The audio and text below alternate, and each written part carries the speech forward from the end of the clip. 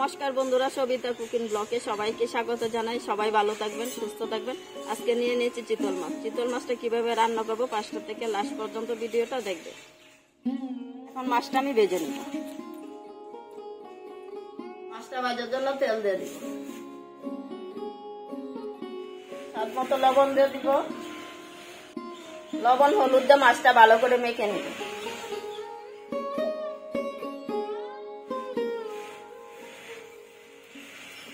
তেলটা গরম হয়ে গেছে, এখন মাছটা আমি দিয়ে দিব।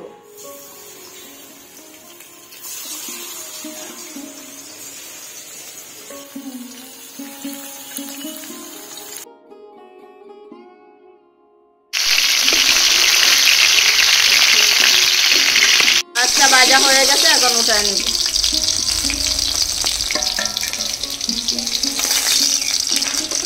ভাজা হয়ে গেছে।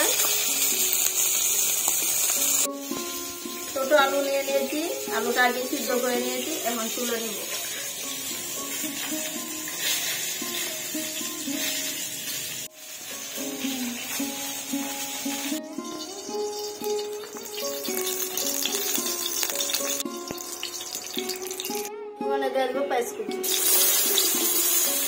ছোট আলু আর বড় আলুটা মিক্স করে নিয়ে নিয়েছি। বড় আলুটা একটু ভেঙে দিব, আর অল্প ভাজা পেঁয়াজ রেখে দিব। এটা বেটে দিব। পেঁয়াজটা ভাজা হয়ে গেছে, এখন আলুটা দিয়ে দিব।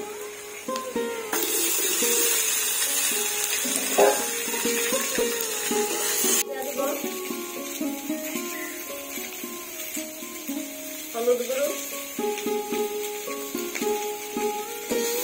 একসাথে ভালো করে মিক্স করে নিব।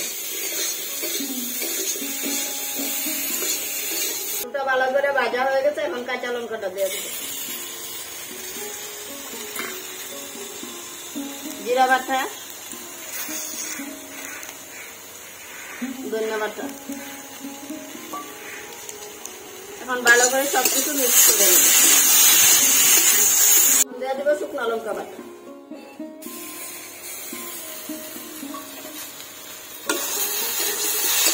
সবকিছু ভালো করে ভাজা হয়ে গেছে, এখন দিয়ে দিব জল।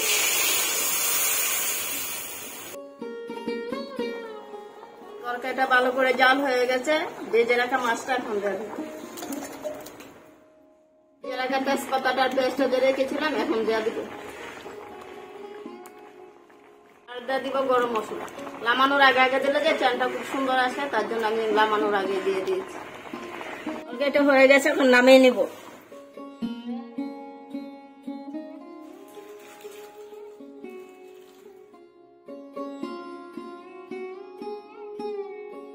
চিতল মাছের রেসিপিটা কেমন হয়েছে কমেন্টে জানাবেন। যদি ভালো লাগে লাইক করবেন, শেয়ার করবেন।